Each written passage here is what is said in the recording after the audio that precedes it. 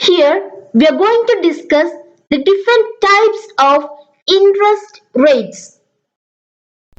First of all, let us discuss the nominal interest rate.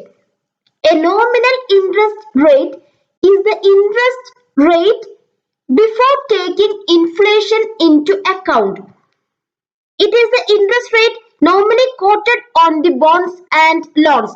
For example, if we borrow 1,000 rupees at 8% interest rate, then we have to pay 80 rupees as interest without taking inflation into account.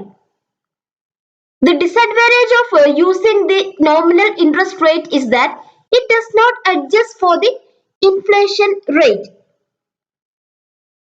The nominal interest can also be referred to as the stated interest rate on a loan without taking into account any fees or compounding of interest. Though the nominal rate is the stated rate associated with a loan, it is typically not the rate that the consumer pays. The consumer pays an effective rate that varies based on the fees and effect of compounding. That means normally when we purchase a loan or when we borrow an amount of money, we may be asked to pay a certain percentage of interest like 10%, 8%, or 6%. This rate is called nominal interest rate. But sometimes, especially in the case of compounding of interest, we are not paying this 8% or 6%. There, the effect of compounding is working out. We may have to pay an amount more than this 6%. Sometimes instead of 6%, when we calculate the effective rate, we might be paying 6.2% or 6.5%, etc. For example, when we buy a loan, it may be stated that we have to pay 8% interest. But actually, when the interest is being compounded annually or half yearly or quarterly, we might be paying sometimes 8.5% or something like that. If the compounding period increases, the interest rate also increases. Without stating in the loan statement, we may have to pay an increased amount. So, nominal interest rate does not take into account such inflation or such adjustments. It is the rate that is stated while we are buying the loan or while we are borrowing an amount of money. The formula to find the nominal interest rate when the effective rate is known is equal to m into 1 into I whole raised to 1 divided by m minus 1. This I means effective rate, R is the standard rate, m is the number of compounding periods. So, if these things are known, we may calculate the nominal interest rate. And now, let us discuss the real interest rate. A real interest rate is an interest rate that has been adjusted to remove the effects of inflation. It reflects the real cost of funds to the borrower and the real yield to the lender or to the investor. The real interest can be calculated as nominal rate minus inflation rate.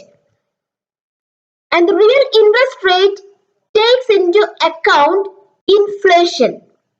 So, the real interest is important to the investors and lenders. The real interest should be considered predictive when the true rate of inflation is unknown or expected. Thus, the real interest rate is gives the lenders an idea of the rate they receive after taking into account the inflation. So this gives them a better idea of the rate at which their purchasing power increases or decreases.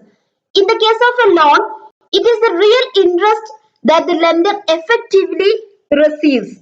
For example, a bank gives a loan to person to purchase a house. The amount given is 2 lakh rupees at a rate of 3% nominal interest. And let us suppose that the inflation rate at that time is 2%. Then the real interest the borrower is paying is 1%.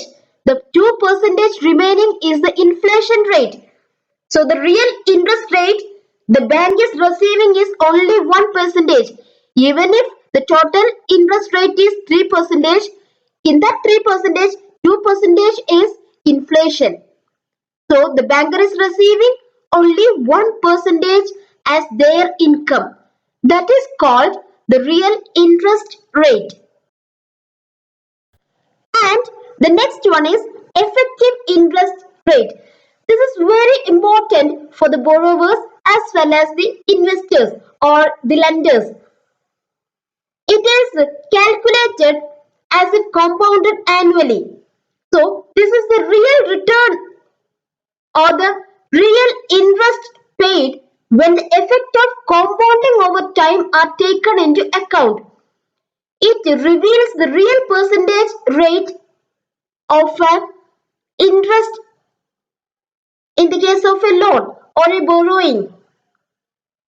So, the effective interest rate is the effective rate of an investment that will always be higher than the nominal or the stated rate when the interest is compounded more than once per year. That is, when the interest is compounded annually, there will be an effective rate that will be higher than the nominal rate. And when the interest rate is compounded half yearly, the rate again increases. When it is compounded quarterly, the rate again increases. So this effective interest rate is the interest rate that we are actually paying. As the number of compounding period increases, the difference between the nominal and the effective rates will also increase. The formula to find effective interest rate is 1 plus I by n whole raised to n minus 1. I is the nominal interest rate and n is the number of periods. So these are the different types of interest rates. Normally, we are aware only of the nominal interest rate or the stated interest rate. When we purchase an amount from the bank states that 4% interest or 6% interest. That is the nominal interest. When we consider the inflation rate included in this amount, that becomes a real interest. And when we compute the actual interest we are paying at the end of the period, when the interest is compounded, that becomes the effective interest rate. So that's all about the interest rates. Thank you for watching this video. For more videos, subscribe the channel.